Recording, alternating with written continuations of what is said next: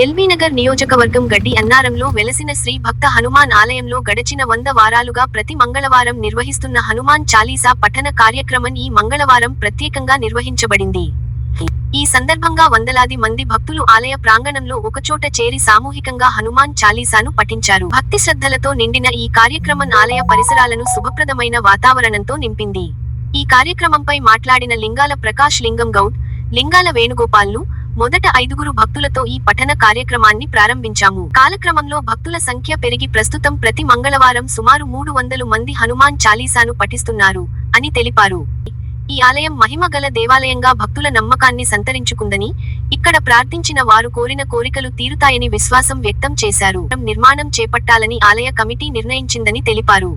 దీనికి అవసరమైన సహాయ సహకారాలను దాతలు మరియు భక్తులు అందించాలని కోరారు.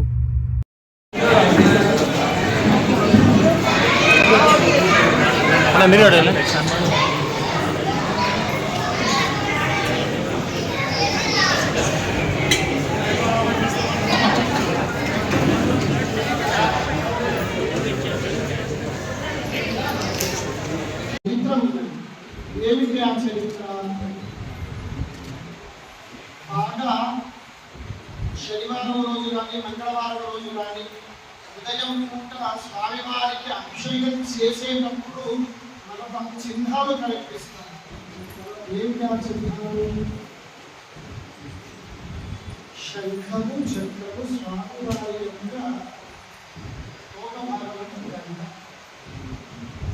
అలంకారం చేస్తే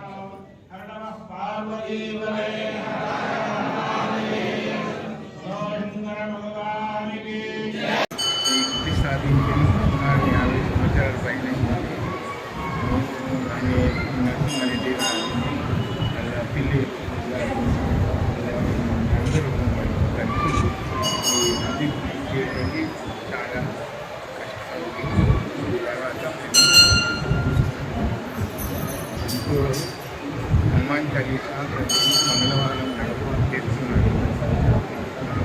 ఇక్కడ శ్రీరామనవమి కూడా చాలా గొప్పగా అన్నదానం కూడా అవుతుంది. సుమారు 4,000 మంది 3,000 నుంచి 4,000 మంది వరకు అన్నదానానికి హాజరవుతారు.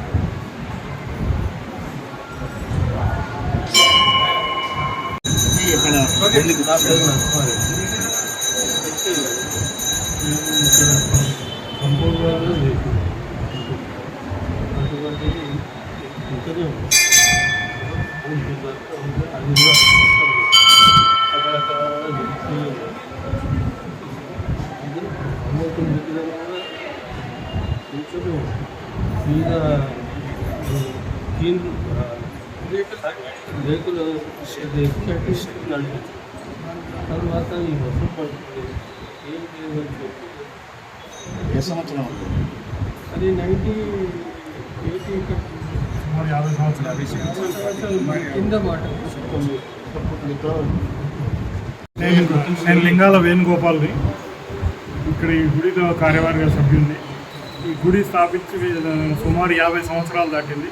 ఈ గుడి ప్రత్యేకత ఏంటంటే హనుమాన్ చాలీసా అవుతుంది. శ్రీరామనవమి ప్రతి సంవత్సరం బ్రహ్మాండంగా జరుగుతుంది. ఇక్కడ చుట్టుపక్కల జనాలందరూ ఇక్కడికి వస్తారు. సుమారు 3,000 నుంచి 4,000 పైన జరుగుతుంది. దసరా అయినా కూడా హనుమాన్ జయంతి ఉత్సవాలు, ఊరేగింపులు బాగా జరుగుతాయి. ఇక్కడ ప్రతి మంగళవారం 7 నుంచి 8 వరకు హనుమాన్ చాలీసా జరుగుతుంది. సుమారు ఒక 5-10 మందితో స్టార్ట్ చేసినప్పుడు ప్రస్తుతము ప్రతి వారం 300 మంది వస్తారు ఇక్కడ. 300 మంది. ఇప్పటికి ఈ రోజుకి 100 వారాలైనాయి. నేను 108 కూడా బ్రహ్మాండంగా చేద్దామని అనుకుంటున్నాను. ఇక్కడ మా కార్యవర్గం, మా ప్రెసిడెంట్ గారు అందరి సహకారంతో, పంతులు అయినా కూడా అందరూ సహకరిస్తున్నాం.